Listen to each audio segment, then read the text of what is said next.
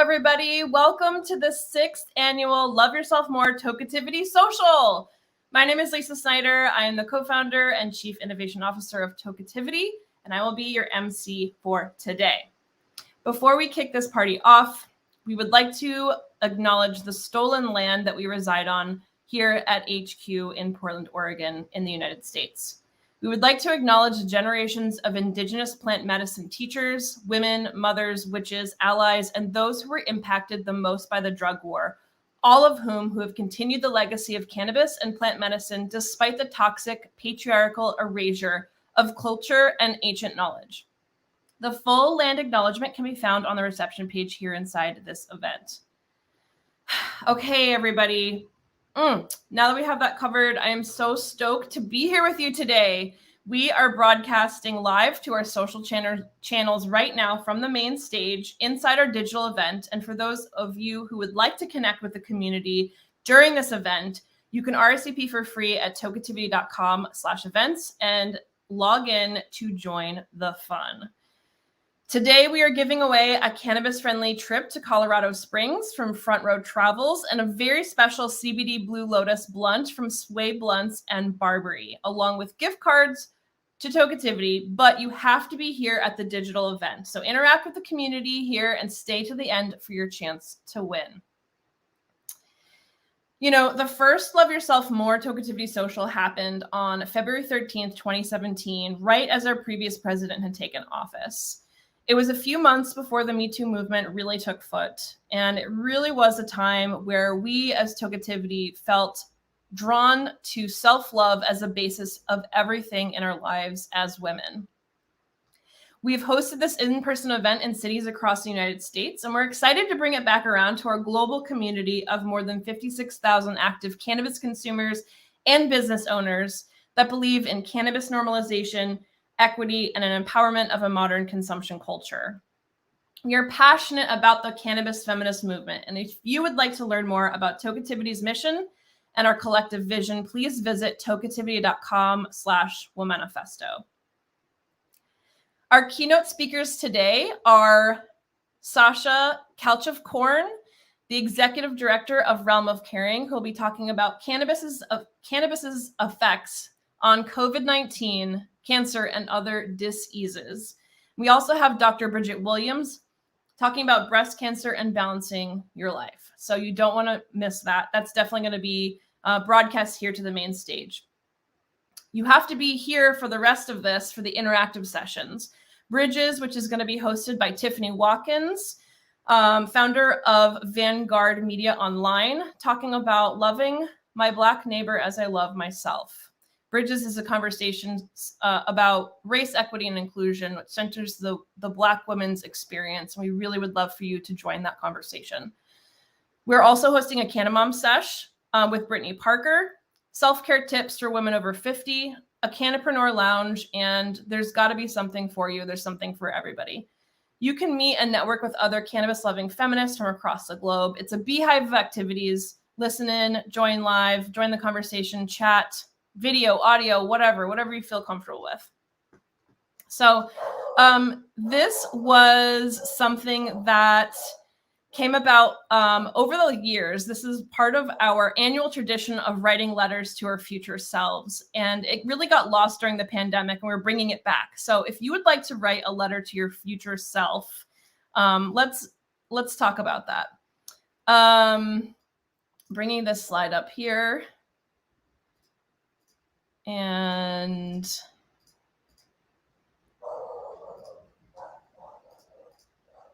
let me just read you the instructions.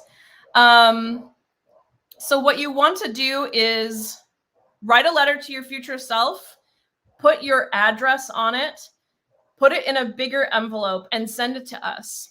Tokeativity, P.O. Box 31065, Portland, Oregon 97231. We'll post that on our social media. We'll be doing it for the next month. And it's such a fun and exciting thing to get a letter from your future self. We've been doing this for years, and we haven't been able to really lean into it during the pandemic. So we found a creative way. Actually, my wife was like, how about we do it this way? And really excited to bring that to the table. I just want to shout out a thank you to our brand partners and our corporate members, Kindleaf, Pendleton, Glass Cardinal, and Scentsy Magazine. Thank you so much for your support. Our media partners, Mary Jane's Women of Weed Film, International Consulting Business Women's Association, Oaksterdam University, High Herstory, Oregon Cannabis Association, Women Leaders in Cannabis, Cannabis Travel Association, Women Employed in Cannabis, and The Bluntness. As well as a thank you to our collaborators and sponsors for this event, Realm of Caring, Green Harvest Health, Vanguard Media Online, Club Kindness TV, A Green Legacy, Front Row Travels, Sway Blunts, and Barbary, as well as our community sponsors, Hoi Polloi Advisors, and our community contributors, Keiko Beatty. If you would like to sponsor our digital events, head over to tokeativity.com/events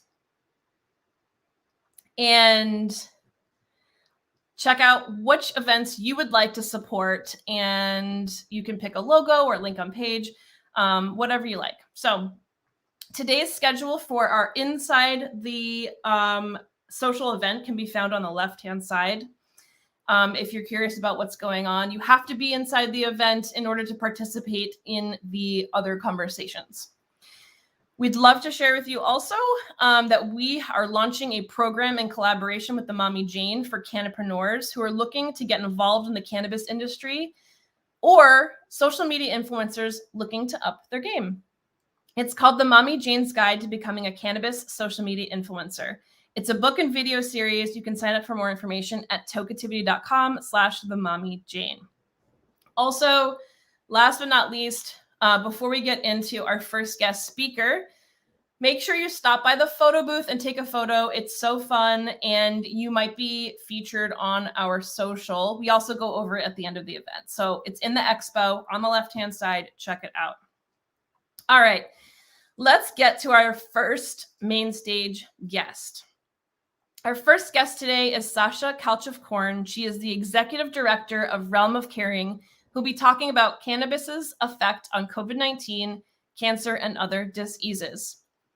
Founded in 2013, Realm of Caring, also known as ROC, is an independent 501c3 nonprofit organization known as the charity of choice for the cannabis industry.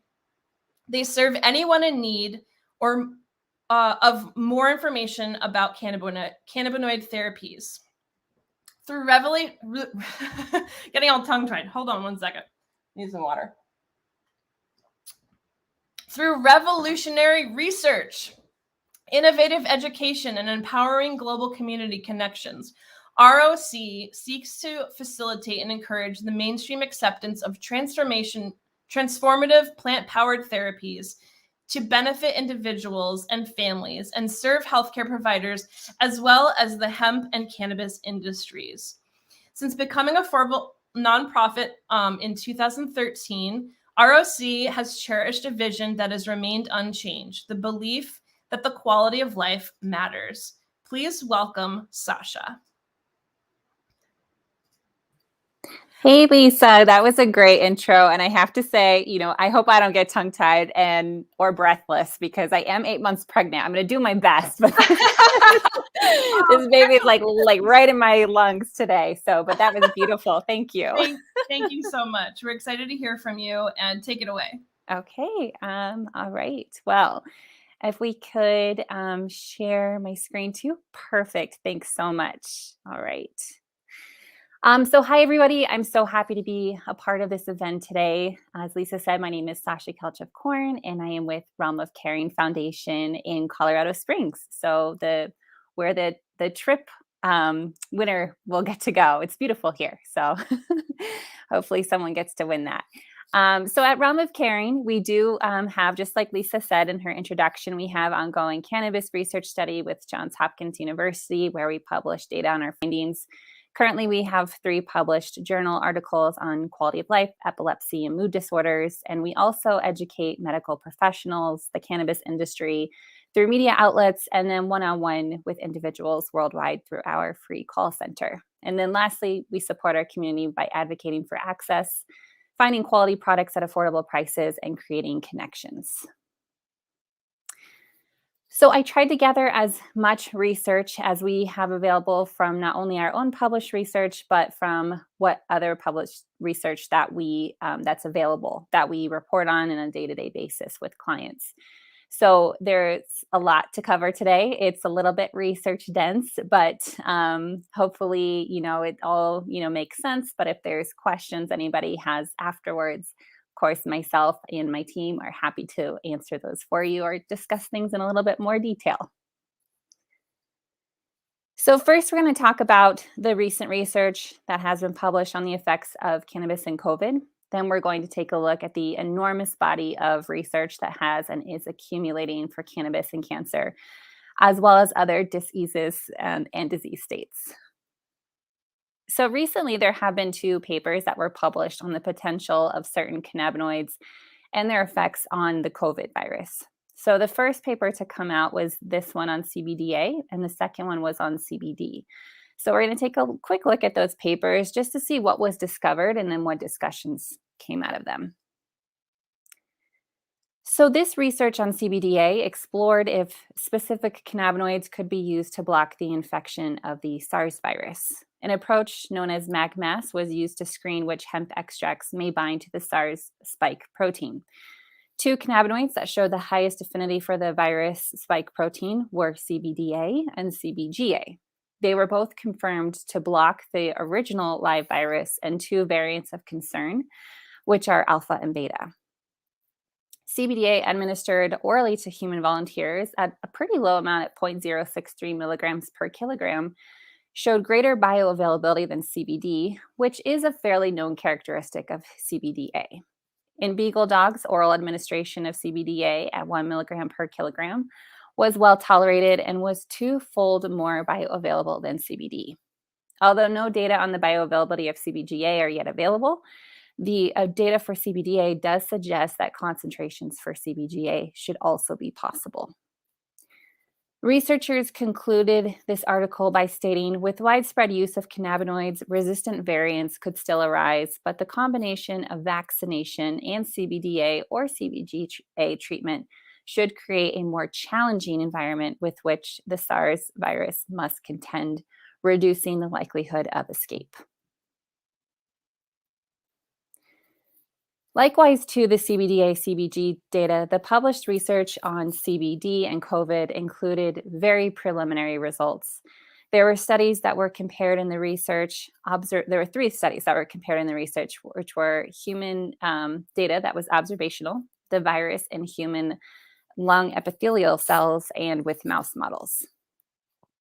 The observational human data looked at test results of 1,200 individuals who were taking the FDA-approved CBD Epidiolex to treat seizure disorders. On average, those who tested negative on a COVID test were taking 1,500 milligrams of CBD per day. Researchers reported that the 531 who tested negative were likely taking CBD at the same time of the test. Being an observational test rather than a controlled environment, such assumptions did have to be made. They also stated that those who tested negative likely had reduced mobility with restricted public interactions, as well as were intentionally limiting public interaction for fear of exposure. In other words, they were being more conscious because they knew they were immunocompromised, so probably were not as likely to be out in public. The data found with the human epithelial cells showed that CBD may have inhibited the virus from replication after 48 hours of infection. Researchers state that CBD could be acting by blocking viral entry to host cells or at later steps following infection. And then with the mouse studies, the third study, data showed similar findings to the cells. Mice were injected twice daily with CBD at 20 or 80 milligrams per kilogram. It's a little bit higher than the last study, for 7 days prior to COVID infection, and continued CBD administration 4 days after infection. Again, these results established preclinical efficacy of CBD as an antiviral drug for SARS during the early stages of infection. So while this data doesn't hurt, and it's great to see the power of plants being researched in this way, it is really much too early to confirm that CBD or CBDA or CBGA could prevent or treat this specific virus. However, when it comes to viruses that may weaken our immune system, we can point to the antioxidant effects of specific cannabinoids that may provide our immune systems with a bit of a boost. And this is something that I'll cover in a little bit more detail when we get to the disease state discussion. So moving to talk a little bit about cannabis and cancer, there is a large body of data with solid scientific evidence that points to the role of the endocannabinoid system, our ECS, in tumor generation and progression. The introduction of cannabinoids to the ECS has resulted in the inhibition of tumor growth, as well as suppression of malignant cell growth and cancer cell death. The combination has shown promising efficacy against glioma and other tumor and cancer types.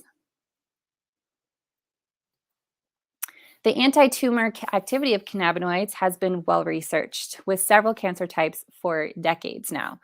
One of the first studies completed to describe the anti-neoplastic, or the action of preventing, inhibiting, or halting the development of a tumor, was actually published in 1975.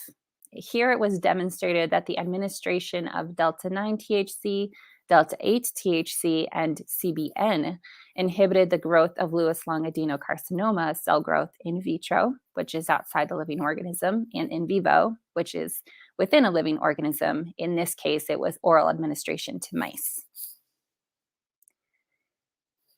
So since then, we have seen through research cannabinoids having an anti-proliferative, meaning inhibiting tumor cell growth, anti-metastatic, or inhibiting forming a secondary tumor, anti-angiogenic, reduction of blood vessels, and pro-apoptosis, or cancer cell suicide effects across various cancer types to include lung, glioma, thyroid, lymphoma, skin, pancreas, uterus, breast, and prostate carcinomas using both in vivo and in vitro models.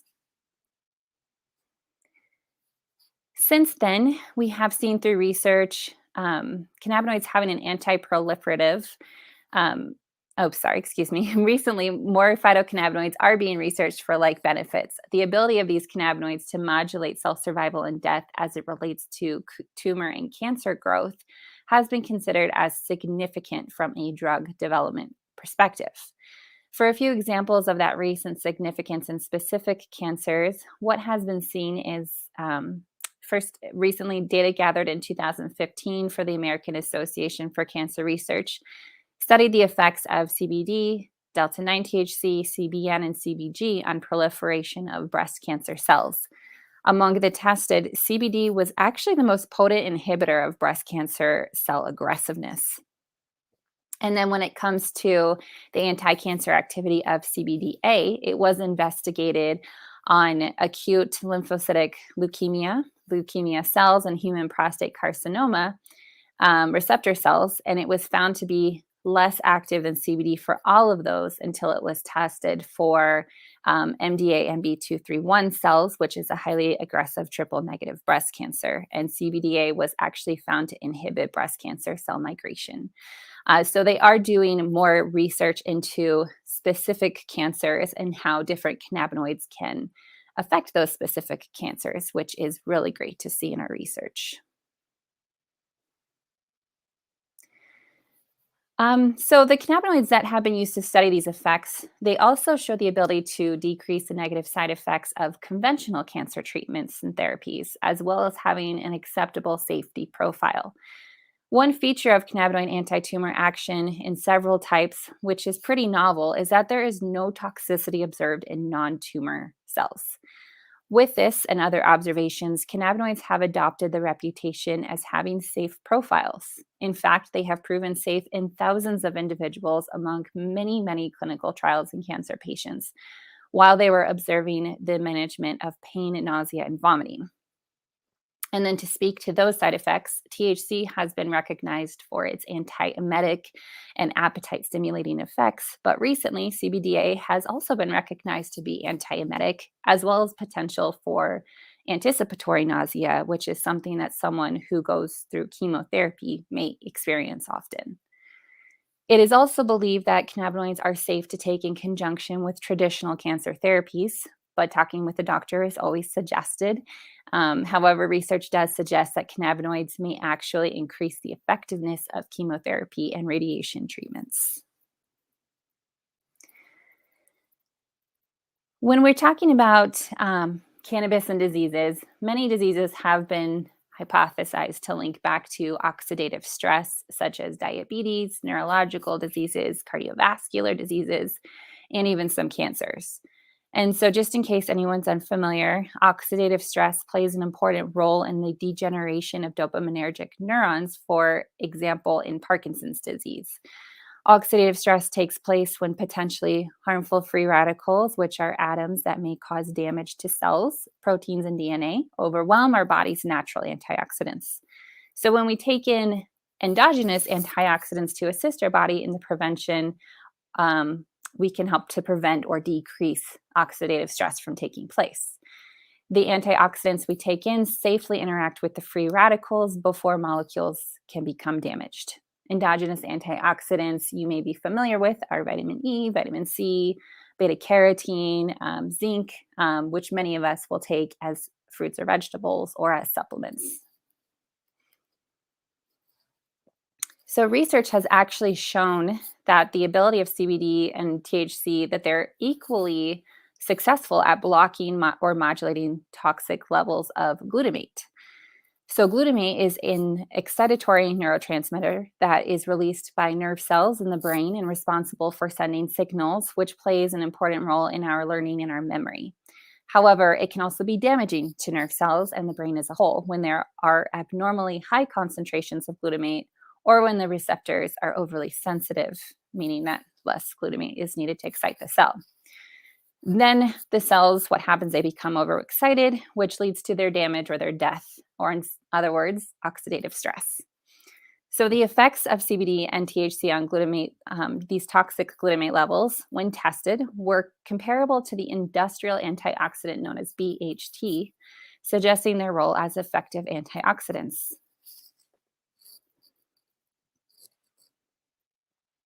In addition to the antioxidant benefits, cannabinoids may also have neuroprotective benefits in that they may increase the density of our CB2 receptors, mainly found in microglia cells. So microglia cells are known as the immune cells of the central nervous system. They play important roles in brain infections and inflammation. CB2 receptors have become interesting targets for the treatment of neurological diseases as their activation has been related to a delayed progression of neurodegenerative events. Research has shown that in resting healthy brains, microglia move constantly to survey the brain. Activation of CB2 receptors and likewise active microglia may rapidly respond to pathological insults that may lead to disease progression by providing neuronal protection. In a study with cannabis users, bradykinesia was the most common symptom that was alleviated among cannabis users, followed by muscle rigidity and tremor. Bradykinesia is the reduction of automatic movements, difficulty initiating movements, decrease in expression, and overall slowness of movement in those suffering with diseases like Parkinson's. As far as studies in the humans go for the effect of cannabinoids on motor functions, it's mostly observational. But those who have participated have reported a calming effect for their muscles with the use of cannabis, therefore lessening tremors, which is especially prevalent in the first 2 stages of Parkinson's.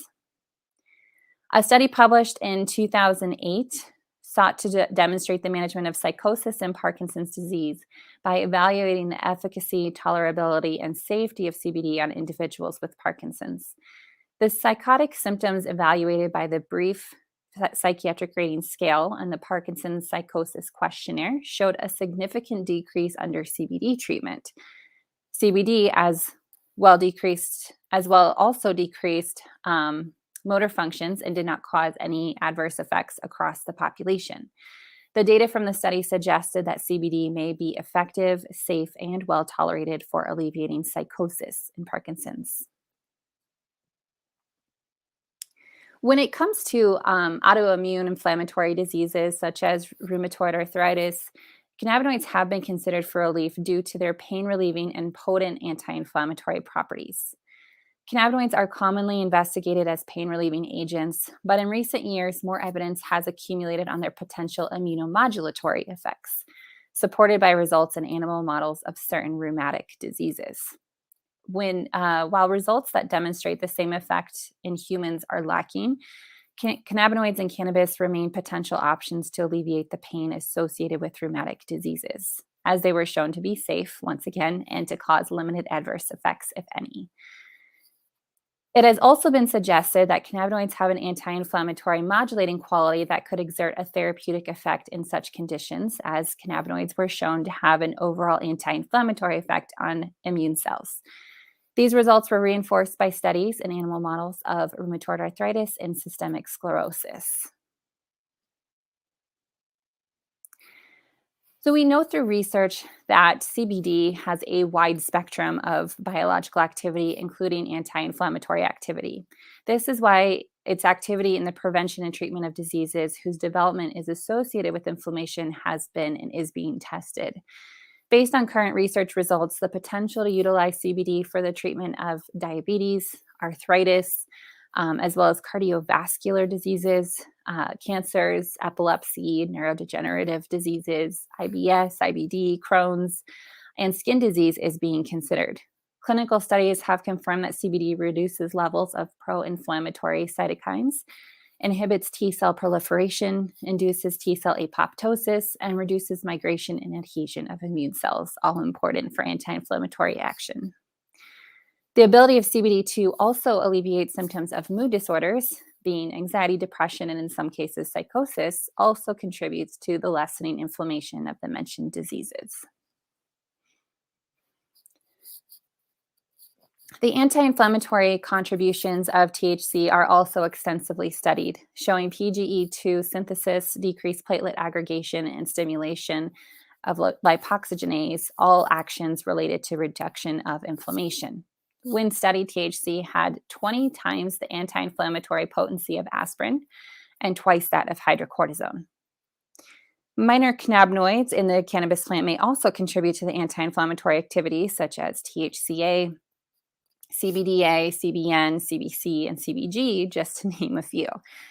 CBC was studied with mice, and it showed that it helped to increase intestinal motility by lessening intestinal inflammation.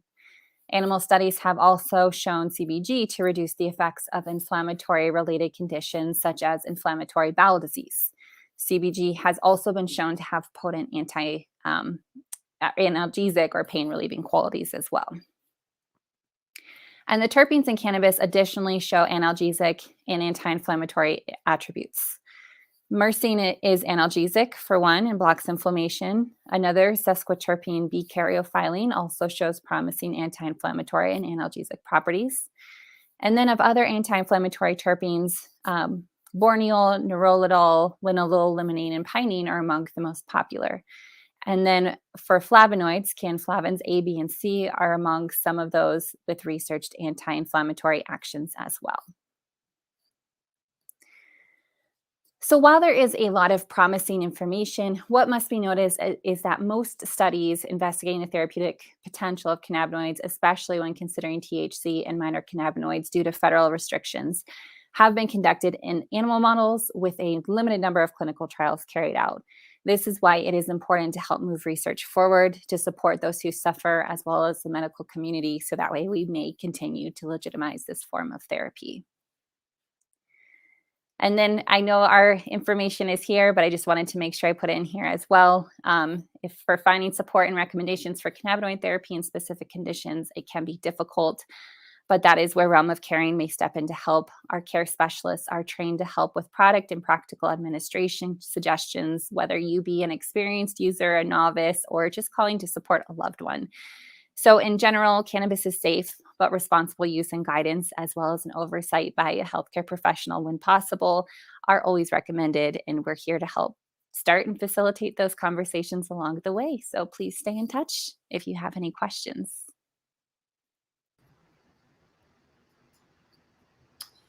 Sasha, thank you so much for that super informative presentation. It's a lot.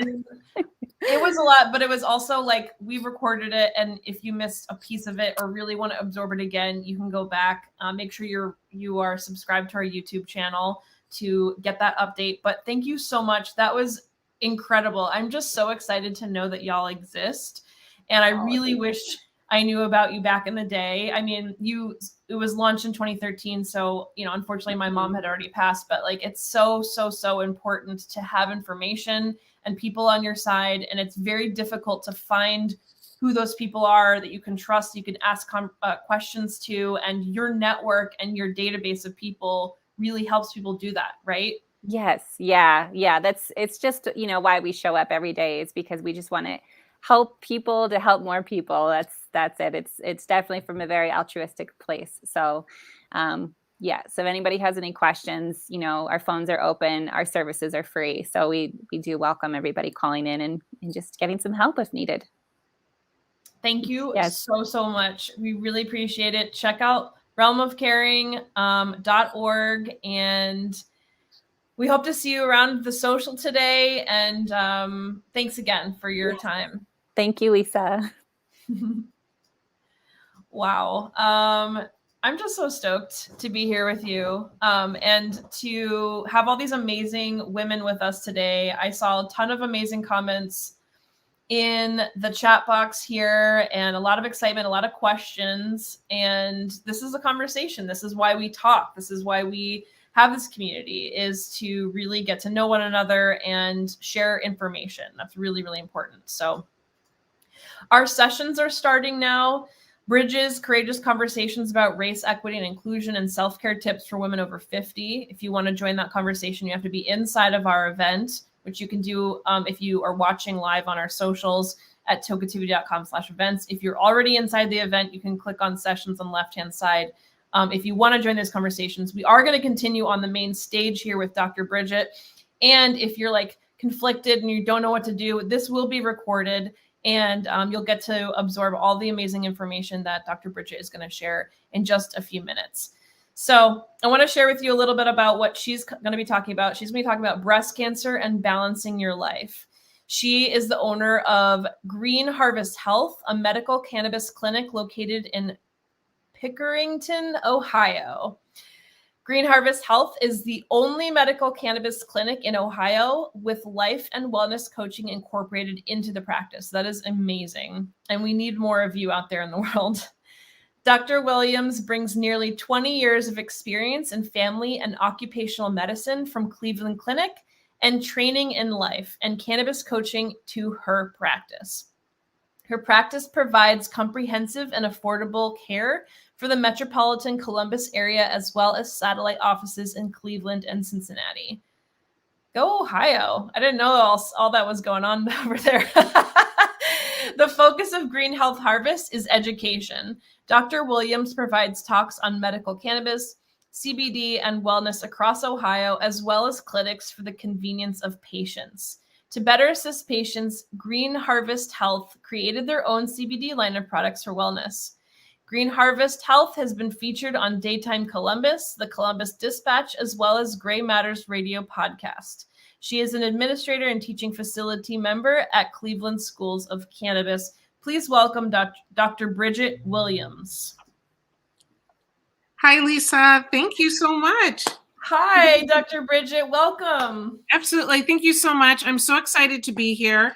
I love this theme, love yourself more, which we need this so much more. We need to be reminded of this. Yes. So I appreciate the opportunity, and thank you, Lisa and Wendy and Ms. Kindness and everyone at Tokeativity. I'm really excited to be a part of this session today. And Sasha did an amazing job, which I really loved. How she was digging into the research and the information that propels cannabis forward, right? So we're so much farther, gosh. I mean, I don't even want to think 10, like forget anything longer ago than that. We know so much more, and there's so much that's happened. So much. And we're so appreciative of you being here today. I'm going to let you take it away, and we can't wait to hear what you have to say. Absolutely. Thank you. So my name is Dr. Bridget Williams. As Lisa introduced me there, I am the owner of Green Harvest Health. We are a medical cannabis and integrative clinic. So we believe in the power of cannabis, in doing education, in empowering the patient, and being empathetic to the patient's needs. So we provide services that specify and focus on life coaching. We have IV hydration. We have an integrative clinic, a full integrative clinic in our Cleveland office. So we believe in what cannabis can do when it's supported, and that you have a full wellness toolkit. So that's a really important part of holistic medicine. So I'm excited about that. We just launched our book, which is called Courage in Cannabis, where we have people where cannabis has changed their life. And they share their story to be inspirational as well as educational. And I spend a great deal of my time traveling and doing talks around the country. And I consider it to be medical motivational talks. Giving you the information that you need, but hopefully to motivate you to change is really what it's all about. So very excited to be here.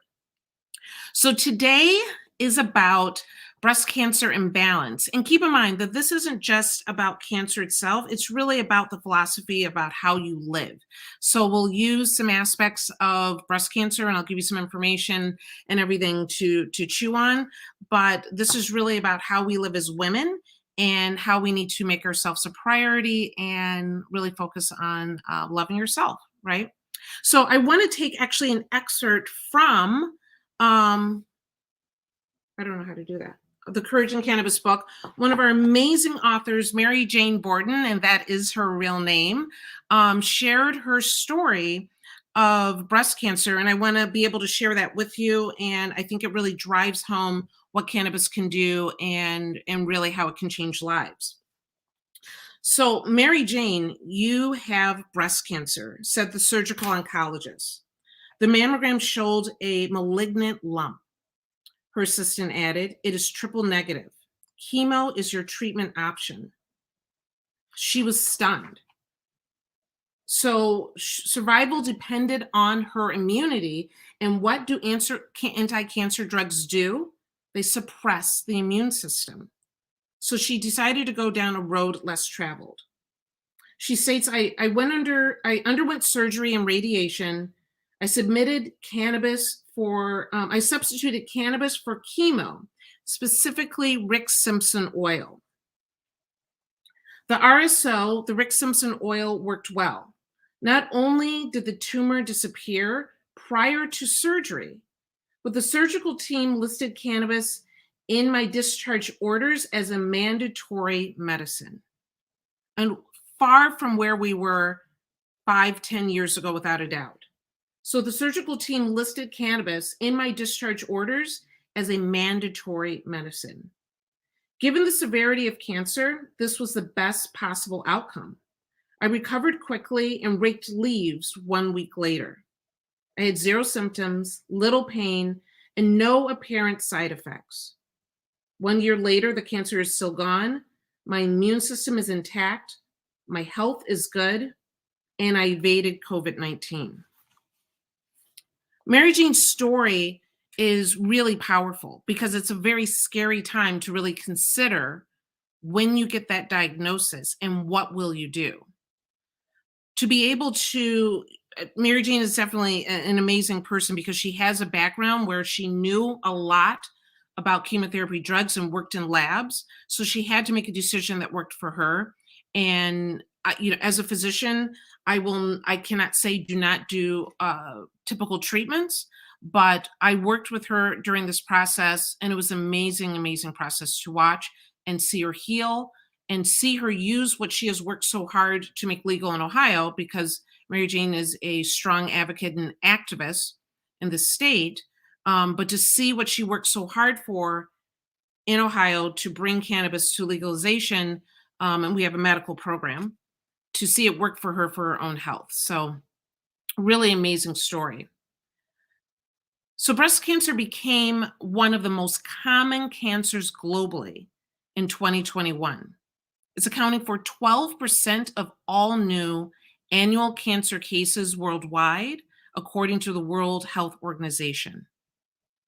In women under 45, breast cancer is more common in Black women than white women. Every 2 minutes, a woman is diagnosed with breast cancer in the United States. So consider if this feels far from your experience, you undoubtedly know or will know a woman with breast cancer. If the disease is caught early, women with breast cancer have a survival rate of an astounding 99%.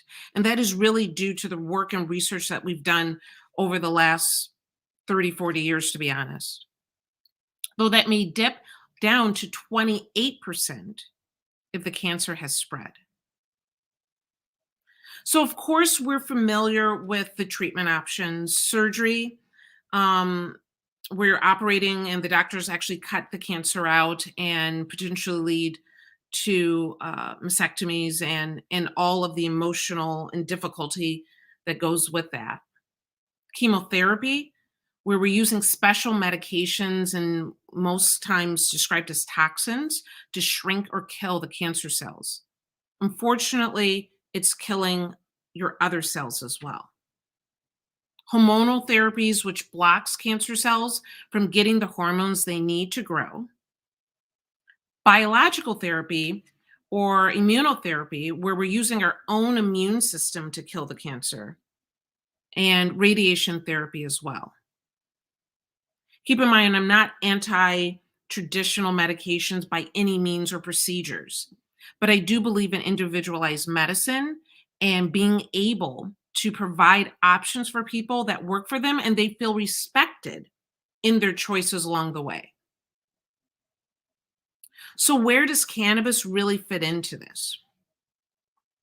As shared with the expert from Mary Jane's Borden's story, she chose cannabis as an option. And by the time that she was done with this whole thing, her hospital, her medical team viewed cannabis as a necessary and mandatory medication on her medication list. Years ago, we couldn't even imagine cannabis, marijuana being listed as one of your drugs. So really, we have, as much as we have more to do, and keep in mind every state is a little bit different, there's been some really remarkable changes in the last 20 years. So keep in mind that cannabis is not only something that we look at for treatment, which I shared for Mary Jane's story, but also it's so incredibly helpful for side effects as well. In an online anonymous survey of more than 600 adults with breast cancer diagnosis, 42% reported using some form of cannabis for relief of symptoms such as nausea, vomiting, pain, insomnia, anxiety, and stress, according to the publication Cancer. But keep in mind, according to the Department of Labor, women make 80% of household medical decisions. So whether it's for themselves, for their children, their spouses, sometimes their parents, and even their siblings, women are the ones that are really making these decisions. And women are choosing cannabis as an option. So consider, can CBD be an option for you? It can.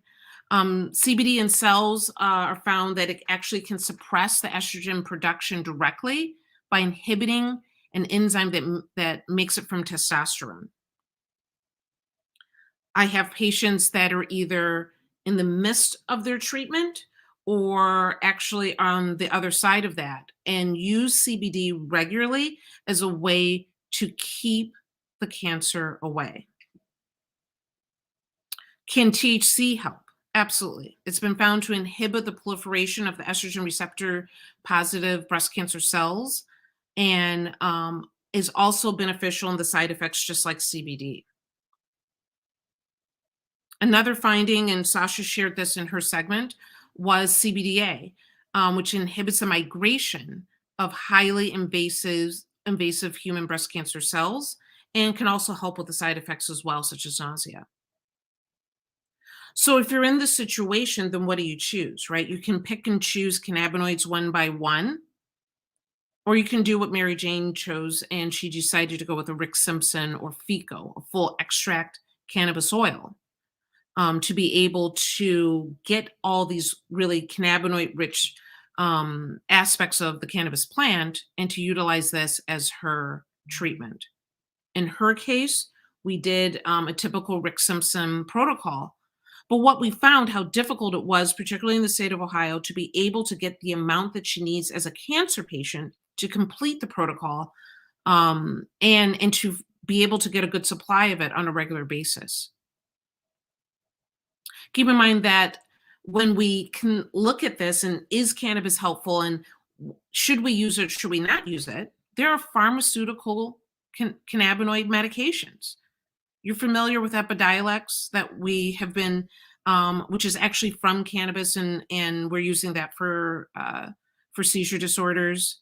But there's Marinol, Syndrose, Sesamet, all being used for nausea and vomiting, specifically for the use of nausea or vomiting around cancer. So when the question comes up, does cannabis have medicinal value? It's already FDA approved in other forms. So there's no question really, is there value there? Does it help? It's about getting the information and getting the freedom to be able to use this in different ways. So what is more important than all of this? As I said, that this isn't just about breast cancer. This isn't just about where cannabis fits in for a cancer regimen. This is really about self-love. And I love the fact that this isn't just a Valentine's theme. This is really a self-love theme. And by the way, apparently there is a self-love holiday, which is tomorrow. So happy self-love day tomorrow. And I think the important part of this is this goes way beyond bath bombs and perfume, right? This is about taking care of yourself, taking the time to take care of yourself. So, number one, based on what we're talking about today, get your mammogram. I know we all hate it. Find someone that loves it. Nobody loves it. But the recommendations have changed over the years. They want women at age 50 to really start getting their mammograms. If you are more high risk or have more issues, you might be getting it at age 40. And in other cases, talk to your doctor because there's also recommendations to possibly get it as early in your 30s. So don't ignore that. Don't sit and wait and assume I haven't gotten to that age yet. Know your family history. Do your self-breast exams. Meet with your doctor and make a decision that's specifically meant for you, not necessarily just based on the preventive guidelines, which are there for a reason, but make sure you're making the decision that is right for you and your body and your family history, so that you're not surprised in the long run. And speak early to your physician. Don't wait and later on and say, oh, I'm getting to that age. Start having some of these talks early. Self-love is also doing the research and getting support about what treatment would be right for you. Like I said, we are great at helping others, but how great are we at helping ourselves?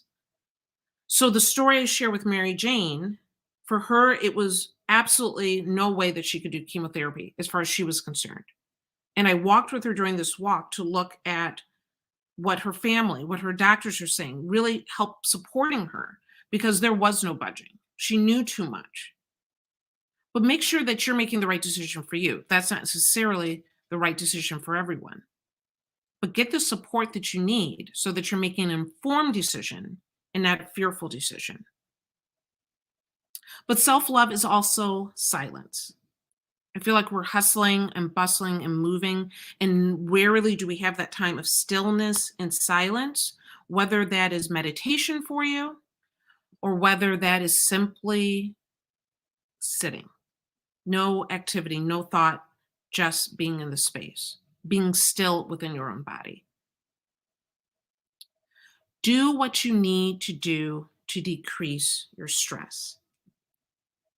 I think particularly for American culture, stress is kind of just something we always put on our plate. And if it's not there, it's considered what type of diet are you on, right? Consider what you can do to decrease your stress, and don't be afraid to engage other people to help you do that. Partly, let's think about how we eat. The American diet that we see on TV, that's provided for us, that's out there, doesn't mean that's the diet that we need to eat. Make a decision that's based on your body and what's good for you. Get more omega 369 fatty acids. Get those hemp seeds in there. The beauty of the cannabis plant is not just the cannabinoids, but there's also so much fiber and protein and help that you can get just from the hemp seeds themselves. Treat your body well. And if you don't want the toxins of the chemo, be careful with your alcohol consumption, because that's basically a toxin as well. Eat a diet that is rich in grains and vegetables and fruits and beans. And if you don't like those, start trying to figure out how you can create a relationship with them. I always say there's a vegetable for everyone. You just have to do the research. Limit your fast foods. Society tells us this is, we grew into an age where this was the standard, and the standard isn't always great for everyone. Limit your red meats and your processed meats, and limit the sugar and sweetened drinks in your diet. But overall, relax and rejuvenate. Although there's no evidence that strong evidence that says that stress is directly affected to cancer outcomes, it is said that excessive levels of stress hormones promote carcinogenesis by inducing DNA damage accumulation. Protect yourself naturally. Decrease your stress. As women, we're phenomenal, again, at taking care of others, so take care of you. Do not be afraid of when the universe tells you it's time for change. Do not live in fear of the unknown. You're magnificently strong, and the reward is your own authenticity. Find your own cannabis story and learn how it can not only heal your body, but also heal your mind. And live and love and get your mammogram. Thank you. Dr. Bridget, thank you so much.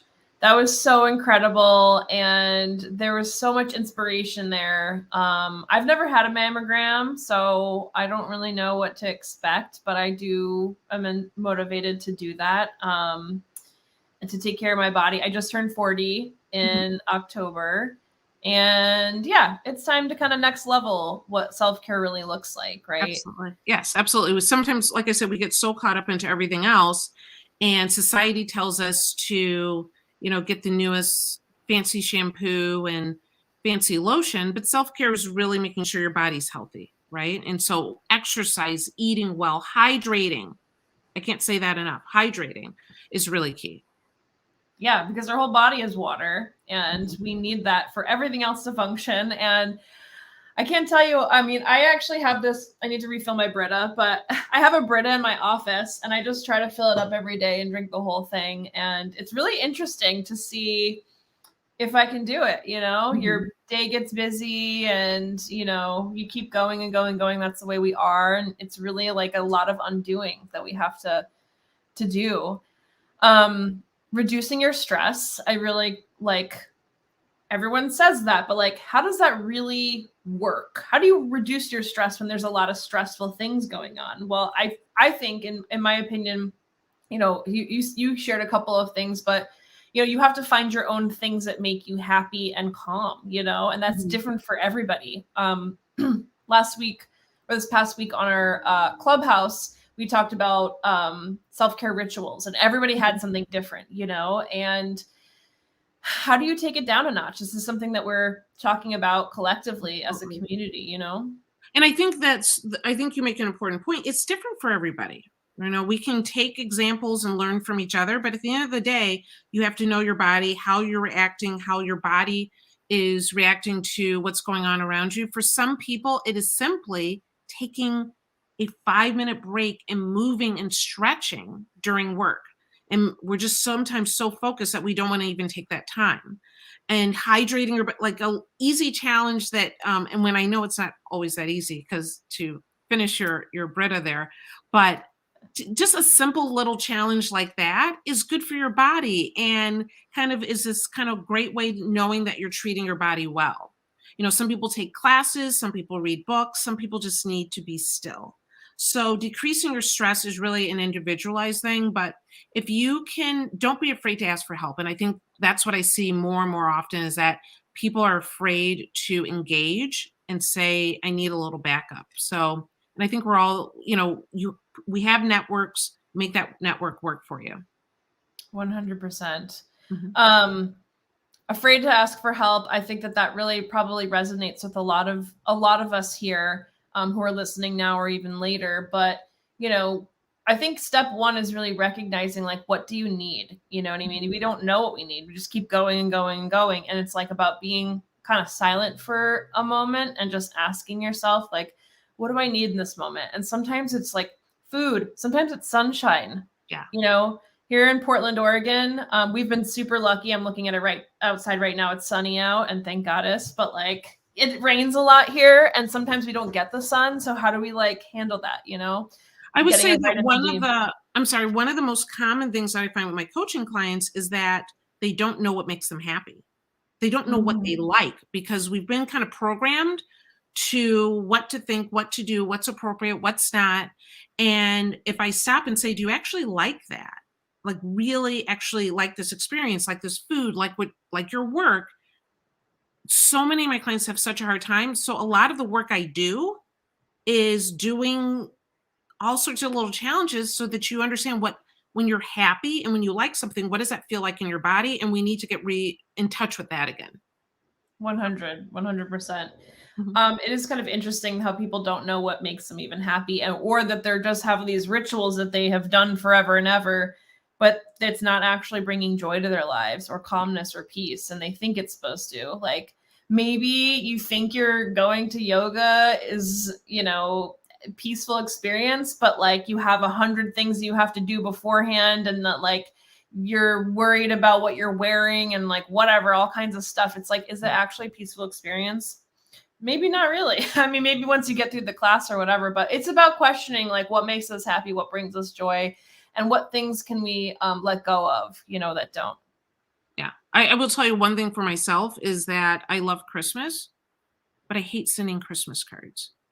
Like I hate the whole like I love getting them and I know that's and then I hit a wall and I said, I am not going to do this. I will call you.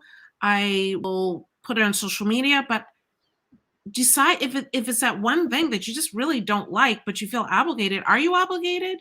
And to be able to pull back. And so I hope people know that I still love them, but it's been probably a good 5 years since I've sent a Christmas card. So Good for you. You figured out, you're like, this does not make me happy. And I don't like feeling the pressure of like getting the photograph together, ordering the all of it. cards, writing everyone's names on it, spending all the money on the stamps. Yeah. It's like you have to do it ahead of time too, right? So it's just Yes. like, oh my God, it's like, how much is that really adding to your life, or is it taking away? You know what I mean? And good for you. Yeah. Well, thank you, Dr. Bridget, for being here with us today. It's been such a pleasure. I'm so glad Khadija introduced us a while Yes. ago, and that Yes. this really worked out. Yes, absolutely. Thank you so much, Lisa. And I will be here and I'm excited to participate today. Beautiful. Thank you. We'll see you soon. Woo! Okay. Well, that was amazing. And I hope you got a chance to catch all the amazing things that she was talking about during her talk. So thankful for Dr. Bridget. And if you would like to join us and you're watching from our social, you can do that at tokeativity.com/events. It's free to RSVP. The rest of the event, which is going on until 5 o'clock Pacific, 8 o'clock Eastern, is happening inside our event. Right now, Bridges Courageous Conversations about Race, Equity, Inclusion is going on. Tips for Women Over 50 is happening. After that, you can find our Canamom Sesh along with our Canapreneur Lounge. So join the fun and find something to do there. And don't forget to join us about 10 minutes before we end, about 4:50 Pacific, 7:50 Eastern. We're going to be doing some giveaways. We're giving away one of these amazing Thai blunt sticks, CBD Thai blunt sticks. It's called a Blue Lotus Thai stick, crafted by Sway for Barbary. It is a gorgeous, handcrafted Thai blunt stick, and I'm so excited. I'm going to spark this later and let you know how it goes. And oh my God, it tastes amazing already. I usually like to do a little dry puff on some of joints and stuff, just kind of taste it before it gets lit. They gave me a very cute little booklet that came with the Thai stick about how to smoke it, really. And it's really interesting. It comes with a hemp wick, which is fun, better for your lungs. And, you know, this actually can last a really long time, which is really exciting. You don't have to smoke it all at once. You can smoke it over time and also just put it back in this little container. Here we go. Boop. And save it for later. So I'll be trying this on. I hope to see you inside the event and back on the main stage. We're giving away a trip to Colorado. We're giving away one of these Blue Lotus Thai blunt sticks, as well as some Tokeativity gift cards. So stick around, and we'll be back soon on the main stage, as well as we'll see you inside the event.